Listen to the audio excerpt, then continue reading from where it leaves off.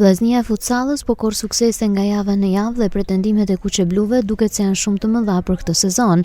Këtë fundjavë ekipi shkodrani, drejtuar nga trajneri Alcid Tafili, do të ketë një ndeshje të rëndësishme në transfert, teksa do të luajë kundër Flamurtarit në Vlorë. Për këtë duel foli edhe Arben Xhaferi, drejtori sportiv i vllaznisë në futsal, teksa tha se ekipi kuqeblu do të shkojë për fitore në Vlorë.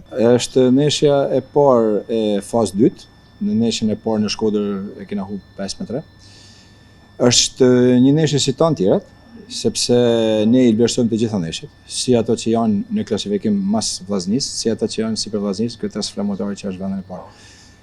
Mendoj që do të jetë një ndeshje e fortë, e bukur dhe shpresojmë që ta shijojmë. Ndeshja për ne është shumë e rëndësishme dhe për më tepër edhe rezultati.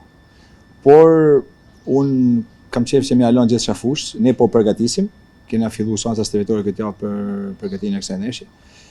Nga ana fizike lojtarët janë mirë, psikologjikisht janë mirë, shpresojmë për një rezultat pozitiv. Ne shkojmë për një rezultat pozitiv, por kjo duhet mu pa në fush. Xhaferi tha se ambicjet e vllaznisë janë që këtë sezon të pretendojë deri në fund për trofe.